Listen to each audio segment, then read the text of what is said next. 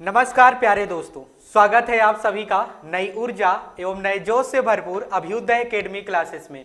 मैं आपका अपना राहुल पटेल, आपका केमिस्ट्री टीचर। बेटा, हम लोग बात कर रहे हैं आपके हाई स्कूल के केमिस्ट्री के सेकंड चैप्टर की।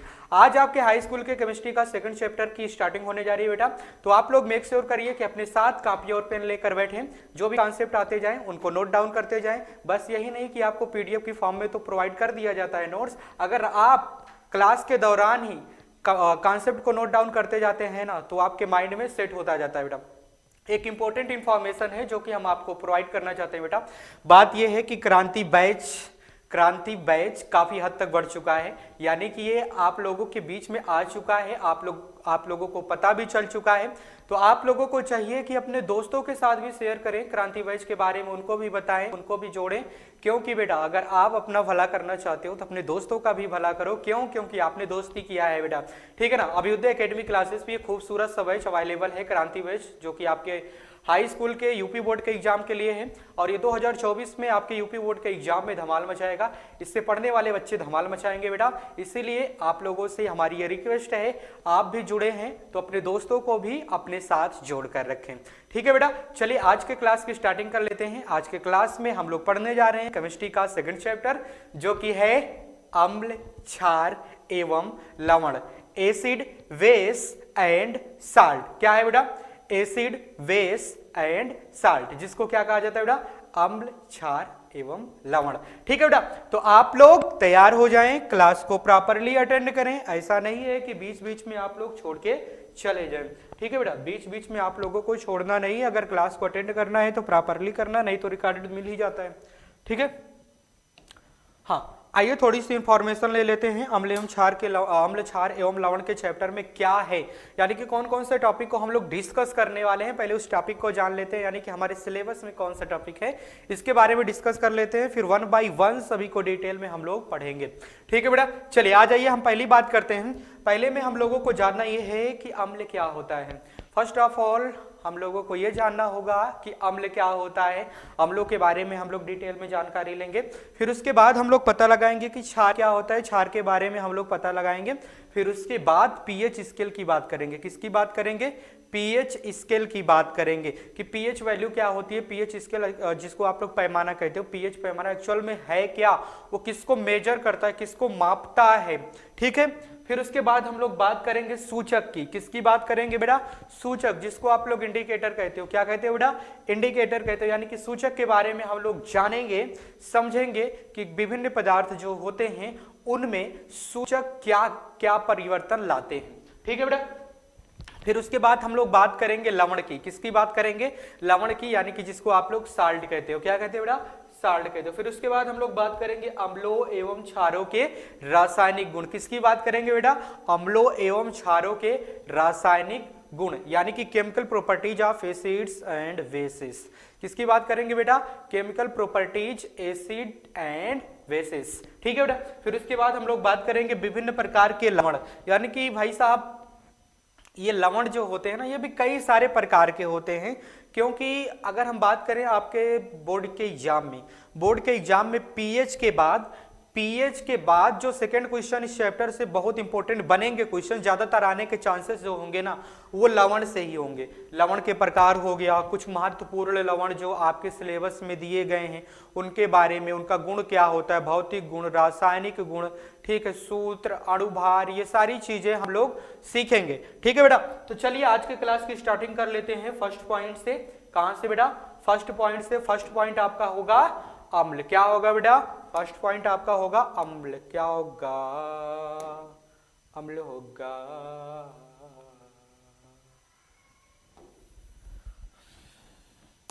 हमारी अधूरी कहानी। आइए हम लोग बात करते हैं बेटा। चलिए फिर शुरू करते हैं। ये कितना पतला कर देते हैं ये लोग। हम लोग बात करेंगे अम्ल की। किसकी बात करेंगे?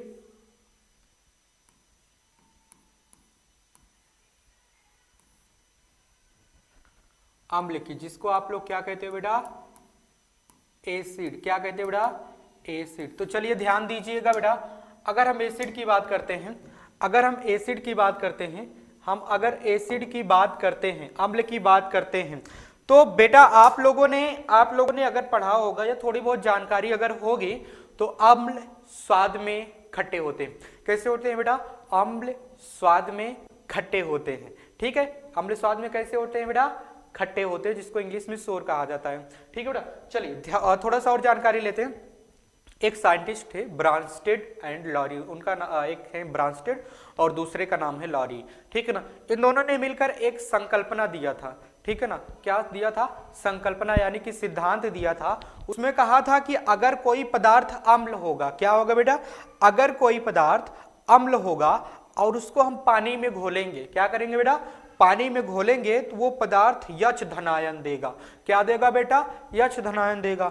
और इसी के दूसरे जगह पे उन्होंने कहा था कि कोई पदार्थ अगर क्षार होगा पानी में घोलेंगे तो OH माइनस आयन देगा, यानी कि OH ऋण आयन देगा। ठीक है बेटा, चलिए आइए हम इसकी बात कर लेते हैं। अगर हम इसकी बात करना चाहें बेटा, अगर हम इसकी बात करना चाहें तो अम्ल क्या होते हैं बेटा? अम्ल स्वाद में खट्टे होते हैं। अम्ल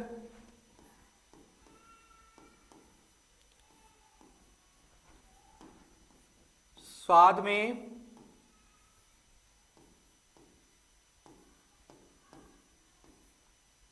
खट्टे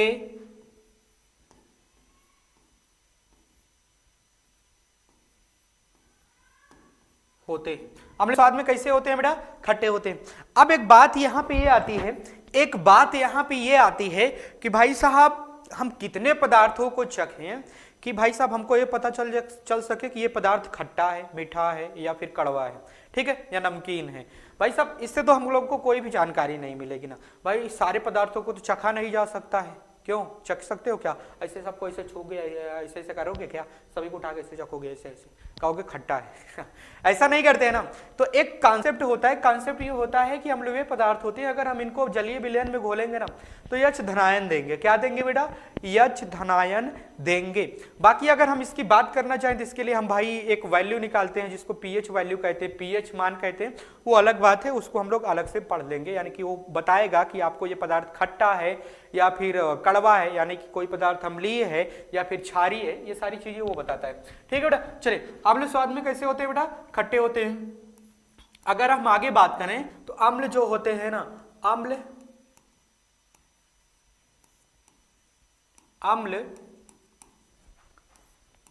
जलीय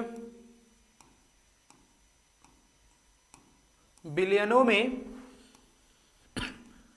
अम्ल जलीय विलयनों में यच धनायन देते हैं, यच धनायन देते हैं। ठीक है बेटा, चलिए ये बात तो सही है। हाँ सर सही है, बिल्कुल सही है, इसमें कोई दो राय नहीं है कि झूठा है। चलिए आइए आगे बात करते हैं बेटा। कह रहा है कि अम्ल क्या होते हैं बेटा? अम्ल जो पदार्थ होते हैं ना वो विलयनों में, कौन से विलयन? जलीय विलयनों में। सीधे सीधे बात करो कि आप उनको पानी में घोलोगे और पानी में जब घोलोगे ना उन अम्ल को, क्या देगा भाई साहब? यच धनायन देगा। तो पदार्थ कौन से हैं भाई साहब? वो हैं एसिड। अब एग्जाम्पल की बात करते हैं। किसकी बात करते हैं भैया? हम लोग एग्जाम्पल की बात करने जा रहे हैं।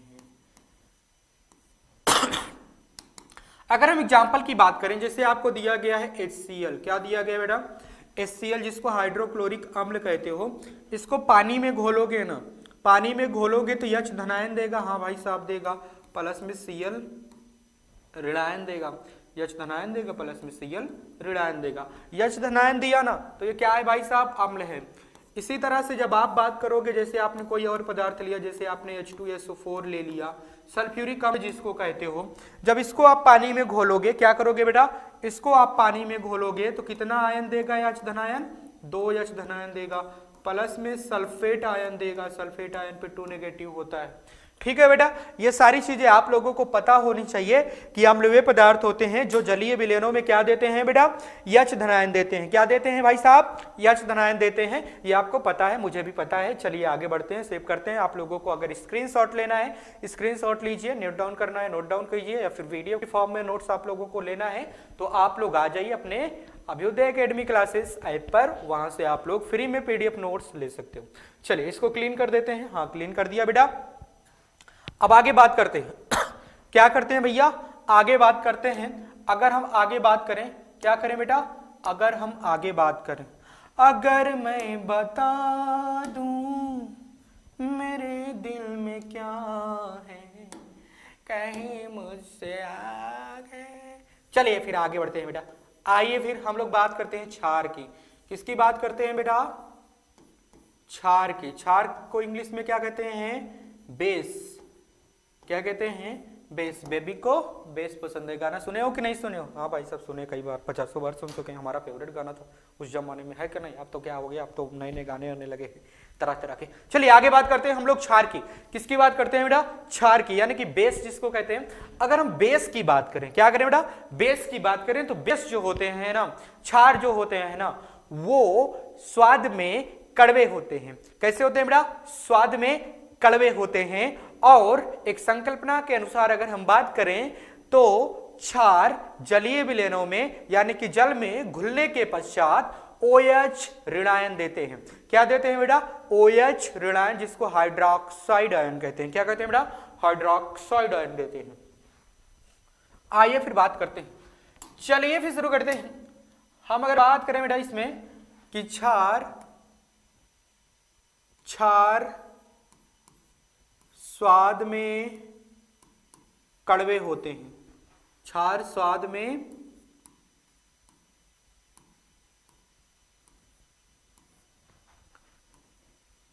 कड़वे हुए हैं। ठीक है भैया।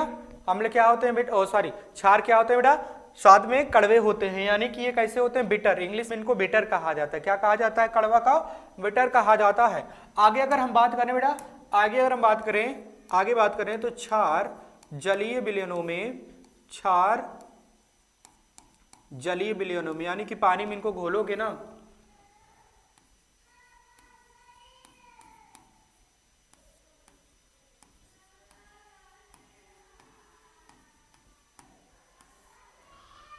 क्षार जलीय विलयनों में हाइड्रोक्साइड आयन देते हैं। क्या देते हैं बेटा? हाइड्रोक्साइड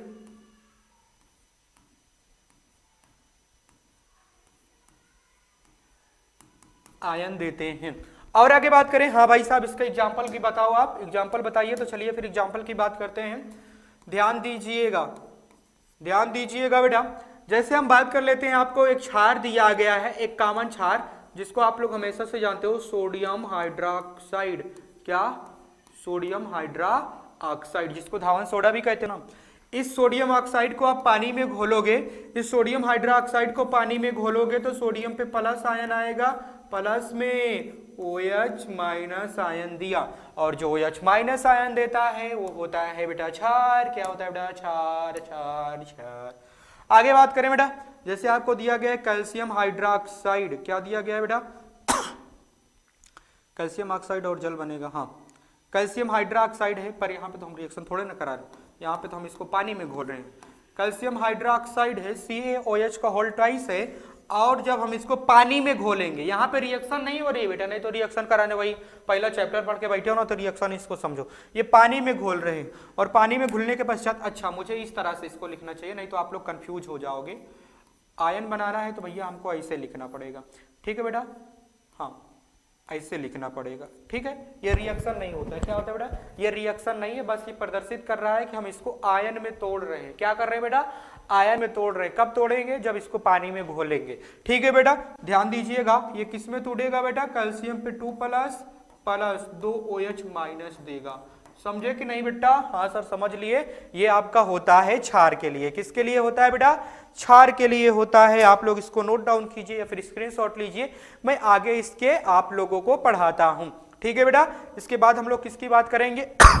इसके बाद हम लोग बात कर लेंगे आगे के आगे चाहत चली, पीछे पीछे दिल चल पड़ा, रोकू भला कैसे इसे। पीएच स्केल की बात कर लेते हैं बेटा। पहले हम पीएच स्केल की ही बात कर लेते हैं। आइए हम लोग बात करते हैं। चलिए फिर शुरू करते हैं। मेनू में जाके क्या करना है भैया? के आगे आगे चाहत चली, पीछे पीछे दिल चल पड़ा, रोकूं भला कैसे इसे, ये तो है दीवाना बड़ा। अगर हम बेटा पीएच स्केल की बात करते हैं, फर्स्ट ऑफ ऑल आप लोगों को जानने की आवश्यकता है कि पीएच का फुल फॉर्म क्या होता है बेटा। पीएच का फुल फॉर्म क्या होता है? चलते रहे इसके में पड़े जाते। अगर हम पीएच का फार्मूला का बात करें, ओ फुल फॉर्म का बात करें, तो इसको कहते हैं पावर ऑफ हाइड्रोजन आयन। क्या कहते हैं बेटा? Power of hydrogen ion. और हिंदी में कहते हैं इसको हाइड्रोजन आयन घातांक। क्या कहते हैं बेटा इसको? हाइड्रोजन आयन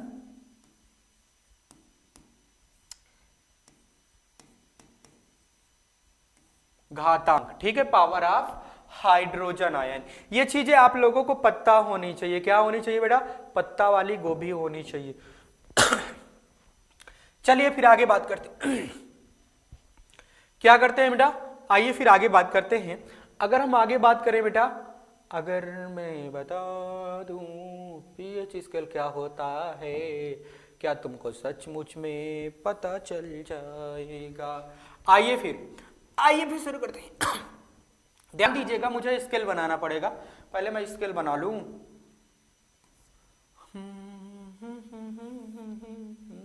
एक लाइन खींचते हैं, लाइन पे ड्रॉ कर देते। इतनी भयंकर लाइन, ये तो बहुत खराब लाइन है भैया, छोटी सी बनाओ। ऐसे बना दो, ठीक है? हाँ सर ठीक है। आइए फिर शुरू करते हैं। आइए फिर जानकारी लेते हैं। कौन सा कलर ले भाई? हाँ मेरा कलर है पीला, फर्स्ट कलर पीला पीला पीला पीला। यहां पे कर देता हूं पहले मैं जीरो। क्या कर दूं बेटा? यहां पे जीरो कर दो। हाँ सर जीरो करो। फिर क्या करो? जीरो। फिर इधर आप करो कितना बेटा? जीरो हो गया ये। एक मिनट, जीरो यहाँ पे मैं क्यों कर रहा हूँ भाई साहब? जीरो तो उधर करना चाहिए, यहाँ पे 7 लिखना चाहिए। मैं उल्टा क्यों कर दे रहा हूँ यार? लाइन थोड़ा सा कट गई है, कोई दिक्कत नहीं। यहाँ पे जीरो लिखेंगे, फिर 1 लिखेंगे, फिर 2 लिखेंगे, फिर 3 लिखेंगे, फिर 4 लिखेंगे, फिर 5 लिखेंगे, फिर 6 लिखेंगे, फिर 7 लिखेंगे, फिर 8 लिखेंगे, फिर 9 लिखेंगे, फिर 10 लिखेंगे, फिर 11, फिर 12, फिर 13 13 13 13 शुरू, 13 13 13 शुरू, फिर 14 लिखेंगे। क्या लिखेंगे बेटा? 14। आइए फिर आगे बढ़ते हैं। अब मेरी बात गौर से सुनिएगा बेटा। अब क्या करिएगा आप लोग? मेरी बात गौर से सुनिएगा, ध्यान दीजिएगा, फोकस करिएगा बोर्ड की तरफ। इधर उधर के कनेक्शन आप लोग क्या करो बेटा? तोड़ दो। फिर किधर आओ? इधर आओ। ध्यान दीजिएगा, जब 7 पे होता है ना, अगर हम पीएच स्केल की बात करते हैं, जब किसी का मान अगर 7 आता है, 7 आता है तो उसको न्यूट्रल कहते हैं। क्या कहते हैं बेटा? 7 पे न्यूट्रल, यानी कि इसको हिंदी में बोले तो उदासीन। क्या बोलते हैं बेटा? उदासीन। जब एग्जैक्ट इसका 7 होगा। कितना होगा बेटा? 7 होगा। अब जैसे ही 7 से इसका पीएच वैल्यू घटेगा, जैसे ही 7 से इसका पीएच वैल्यू घटेगा बेटा, जैसे ही घटेगा तो इसका ध्यान दीजिएगा बेटा, जैसे ही ये इसका मतलब 7 से नीचे इसका वैल्यू आता जाएगा, तो ध्यान दीजिएगा इसमें H प्लस आयन की संख्या बढ़ती जाएगी, और H प्लस आयन की संख्या बढ़ेगी तो जिसके कारण इसका अम्लीयता बढ़ेगा। क्या बढ़ेगा भाई? अम्लीयता ऐसे जाने पे इंक्रीज करेगी। ठीक है बेटा? हाँ सर ठीक है। ऐसे जाते जाओगे अम्लीयता इसकी बढ़ती जाएगी। ठीक है? हाँ सर ठीक है। ऐसे आओगे उधर से तो अम्लीयता बढ़ेगी। बाकी अगर आगे बात करें बेटा, जब आप 7 से ऊपर जाओगे, क्या करोगे बेटा? 7 से ऊपर जाओगे, तो जब आप 7 से ऊपर जाओगे ना, 7 से ऊपर जाओगे तो H प्लस आयन की संख्या घटेगी। तो यहाँ पे हम सीधे बात कर सकते हैं कि यहाँ पे OH माइनस की संख्या बढ़ेगी। किसकी संख्या बढ़ेगी बेटा? OH माइनस की संख्या बढ़ेगी, ठीक है। और OH माइनस की संख्या बढ़ेगी तो जिसके कारण क्षारीयता बढ़ेगी। क्या होगी बेटा? क्षारीयता बढ़ेगी, ठीक है। बेसिसिटी जिसको कहते हैं बढ़ती है। क्षारकता, अम्लीयता, अम्लता, ठीक है। क्षारीयता बढ़ो, क्षारकता लिख देते हैं, तो हो सकता है कि आप लोग कंफ्यूज हो जाओ।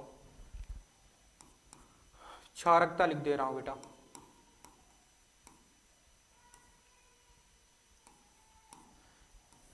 क्षारकता बढ़ती जाती है, ठीक है बेटा। यानी कि अगर आप 7 से नीचे जाते हो तो इसमें क्या होता है, इसमें इसकी एसिडिटी बढ़ती है, यानी कि अम्ल का गुण बढ़ता जाता है जैसे जैसे नीचे जाओगे। 7 के ऊपर आओगे तो क्षारीय गुण बनेगा। क्या होगा बेटा? क्षारीय गुण बढ़ेगा। ये आप लोगों को पता होना चाहिए। इसके लिए मैं थोड़ा सा लिख देता हूं, थोड़ा सा पॉइंट बना के लिख देता हूं। पीएच मान अगर किसी का 7 है, क्या है बेटा? 7 है, तो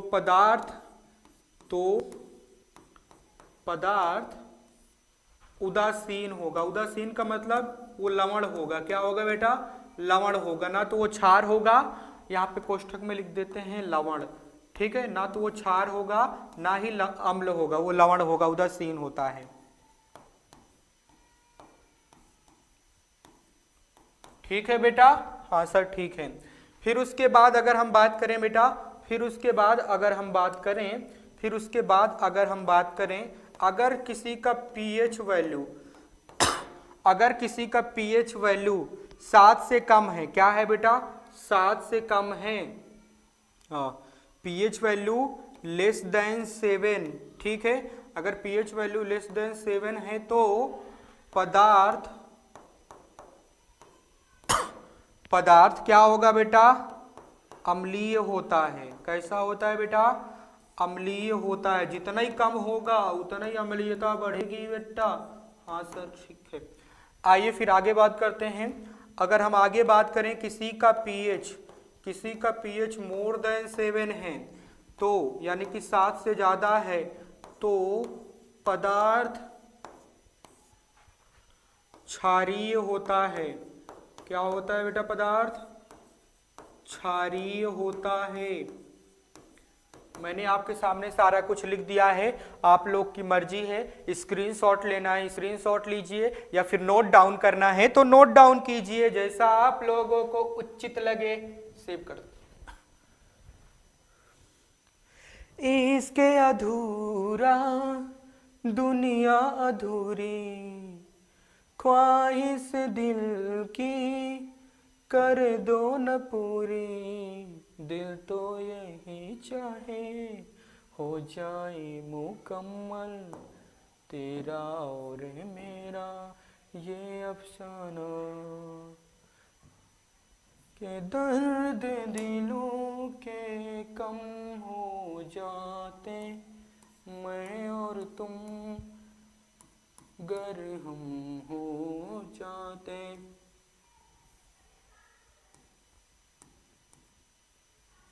अब आते हैं पीएच मान कैसे निकाला जाता है बेटवा। वो तो पीएच स्केल था, अब हम लोग निकालने जा रहे हैं पीएच मान कैसे पता करें, पीएच मान कैसे ज्ञात करें।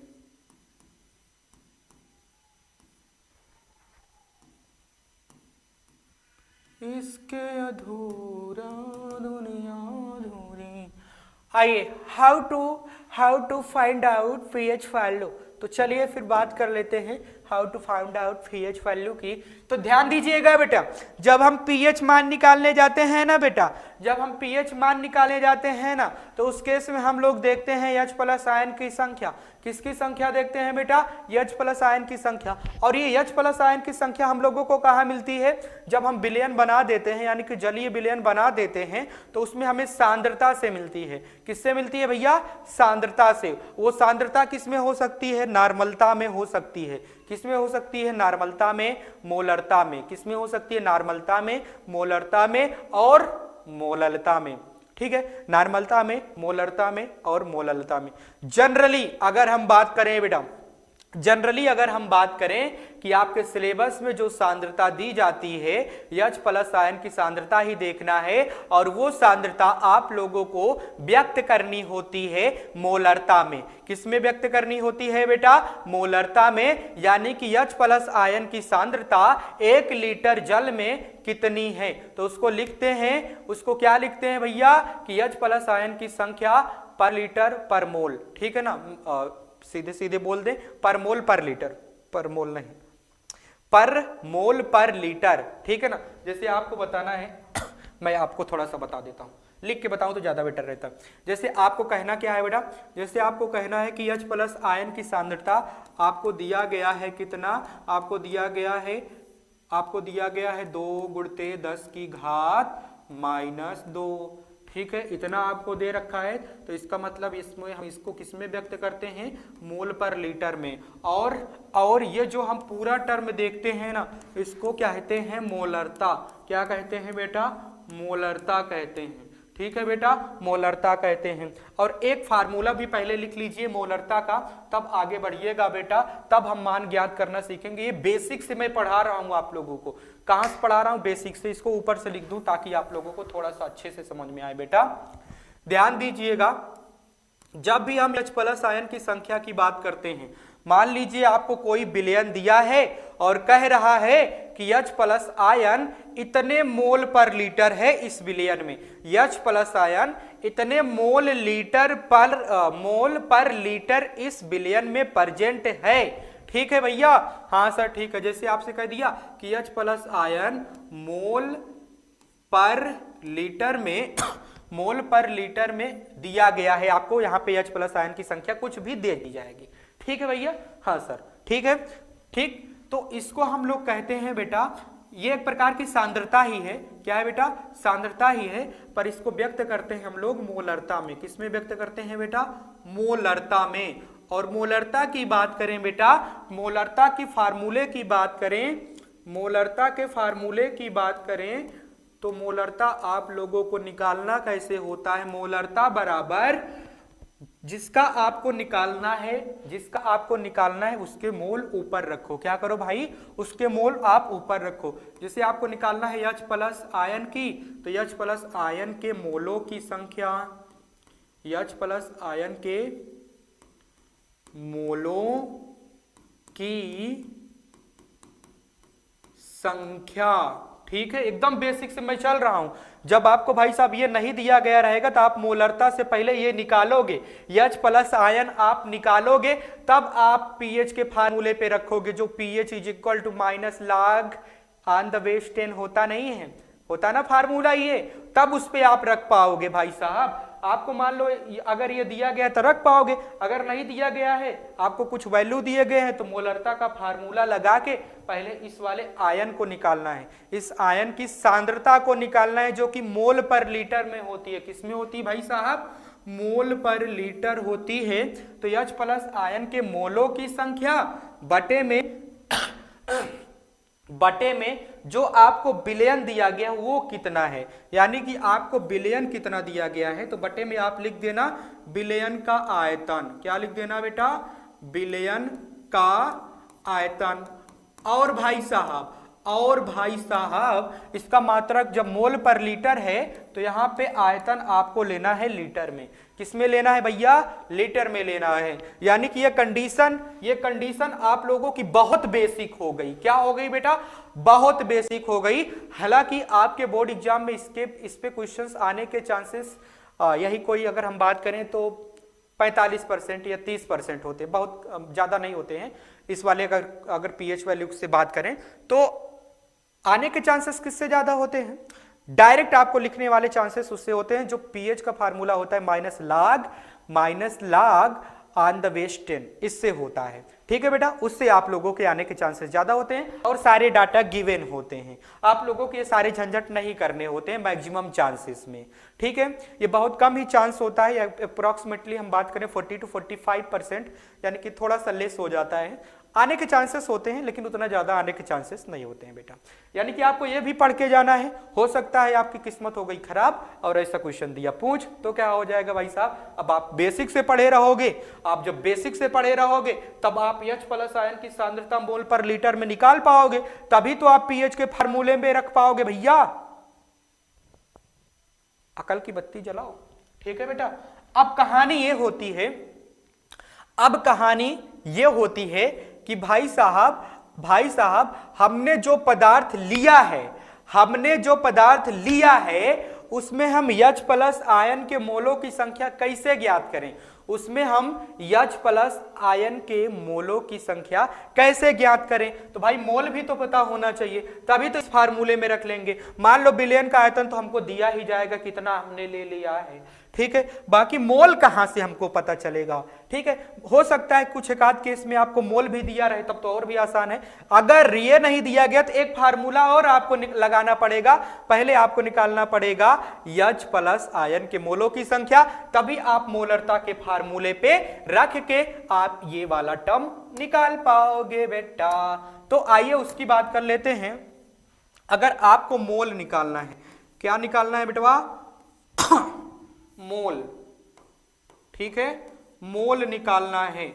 मोल निकालना है तो भाई साहब जिस पदार्थ से आप H प्लस आयन बना रहे हो, मान लो कि आप H प्लस आयन HCl से बना रहे हो, HNO3 से बना रहे हो, और किससे, या फिर हो सकता है सल्फ्यूरिक अम्ल से बना रहे हो, या फिर हो सकता है सिट्रिक अम्ल से बना रहे हो, या फिर एसिटिक अम्ल से बना रहे हो, किससे बना रहे हो, जिससे भी आप बना रहे हो उसके दिए गए द्रव्यमान को रखना है, ठीक है ना। वो कितना दिया गया है उसका दिया गया द्रव्यमान लिखना है बेटा, दिया गया द्रव्यमान लिखना है, बटे में जो पदार्थ आपको H प्लस आयन दे रहा है उसी पदार्थ का बटे में आणविक द्रव्यमान लिख देना।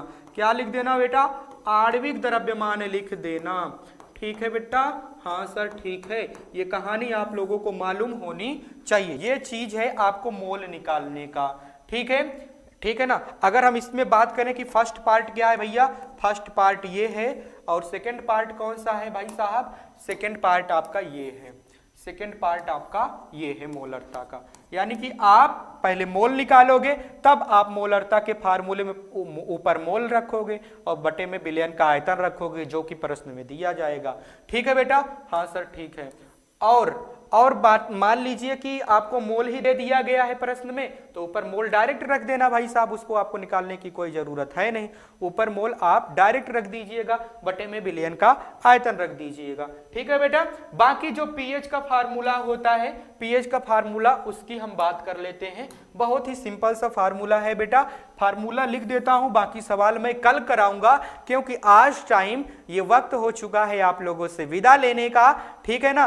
पर उससे पहले आप लोगों को पीएच का फार्मूला लिख के दिखा देते हैं। अगर हम पीएच के फार्मूले की बात करें तो pH is equal to minus log कुछ होता है जो कि ऑन द बेस 10 होता है, माइनस लॉग, अच्छा कुछ का मतलब यहाँ पे H प्लस लिख देते हैं। क्या लिख देते हैं बेटा, H प्लस आयन की संख्या, या सीधे सीधे बोलो कि H प्लस आयन की मोलरता। क्या भाई यहाँ पे H प्लस आयन की मोलरता आपको लिखना होता है। मोलरता भी एक प्रकार की सांद्रता होती है। ये होता है एक्चुअल में पीएच का फार्मूला।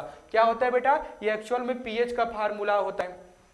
पर हमें यहाँ पे लाग की कुछ वैल्यू हम लोगों को पहले से पता होगी। अगर हम लोगों को पहले से पता होगी तब हम डायरेक्ट रख के सवाल सॉल्व कर लेंगे। भाई हमको तो लाग वगैरह पढ़ाया नहीं जाता, पहले था अब नहीं है आपके सिलेबस में, तो भाई साहब हमें कुछ वैल्यू को याद रखना होगा और उन कुछ वैल्यूओं को मैं फटाफट लिख देता हूं। जैसे आपको दिया जाए लॉग, क्या दिया जाए बेटा, लॉग, ध्यान देना मेरी बात, लॉग 1 ऑन द बेस 10, अगर ये दिया है इसका मान 0 होता है।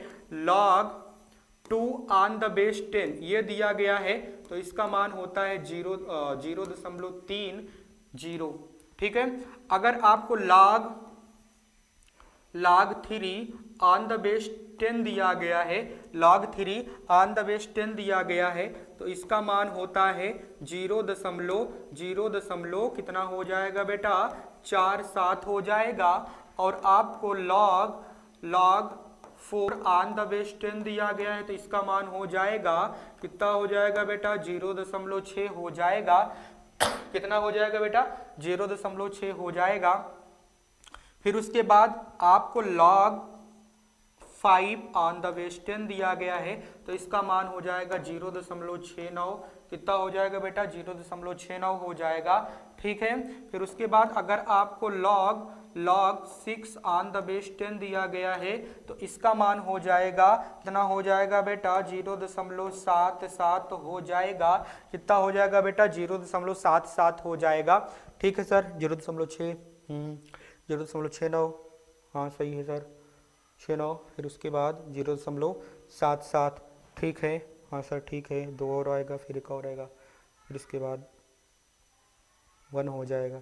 चलिए ठीक है बेटा, इतना तक मैंने लिख दिया है, 6 तक आप लोग याद रखो। और भी लिख देते हैं यार, जगह तो नहीं है। चलिए आप लोग इसका स्क्रीनशॉट लो फटाफट, 1 मिनट लगेगा, मैं उसको भी लिख देता हूं। आप लोग इसका स्क्रीनशॉट लो फटाफट।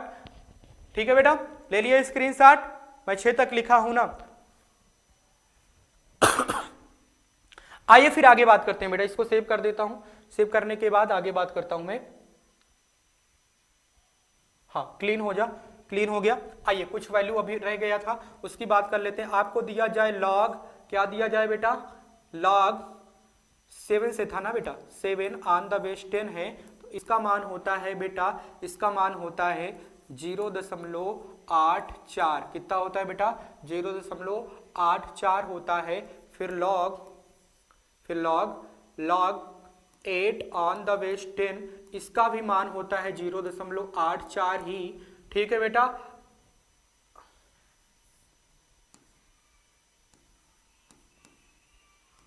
ठीक है बेटा, हाँ सर ठीक है। और आपको दिया गया है log 9 ऑन द बेस 10, तो इसका वैल्यू होता है बेटा 0.9। कितना होता है बेटा 0.9 होता है। और आपको दिया गया है log 10 ऑन द बेस 10, यानी कि जब सेम होते हैं, log और बेस दोनों सेम होते हैं, तो उसका हमेशा मान 1 होता है। इसीलिए मैं इसको ब्रैकेट में कर दे रहा हूं, याद रखिएगा। ठीक है बेटा, हाँ सर ठीक है, मैंने आपके सामने ये सारी चीजें बता दिया है। कल इस पे मैं एक सवाल करा दूंगा, 1 2 3 जितने भी सवाल हो पाएंगे इस पे करा देंगे, फिर आगे मूव कर जाएंगे बेटा। आई होप ये लेक्चर आप लोगों को बेहतरीन लगा होगा। अगर आपको बेहतरीन लगा होगा तो आप अपने दोस्तों को भी बताइए कि अभ्युदय एकेडमी क्लासेस ऐप पर क्रांति बैच में बहुत ही बेहतरीन तरीके से बेहतरीन टीचरों के द्वारा हम लोगों को पढ़ाया जा रहा है, जो कि आपके 2024 में यूपी बोर्ड के एग्जाम में धमाल मचाने वाला बैच है। इसीलिए आप लोगों को हमारे साथ कंटिन्यू जुड़ना है, अपने दोस्तों को भी जोड़ना है बेटा। ये हमारा मकसद है कि आप लोग अपने बोर्ड एग्जाम में टॉप कर सको, और आपका भी मकसद है कि आप अपने बोर्ड एग्जाम में टॉप करें। ठीक है बेटा, और दोनों का मकसद जब सेम है तो आपका भरोसा मुझ पर और मेरा भरोसा आप पर। ठीक है बेटा, चलिए इसी पॉजिटिविटी के साथ हम लोग आपसे लेते हैं विदा। अब आपका हाई स्कूल का अगला क्लास जो कि मैथ का होने वाला है वो चलने जा रहा है। ठीक है बेटा, अब मिलता हूं आप लोगों से नेक्स्ट लेक्चर में, तब तक के लिए आप सभी को ओके बाय।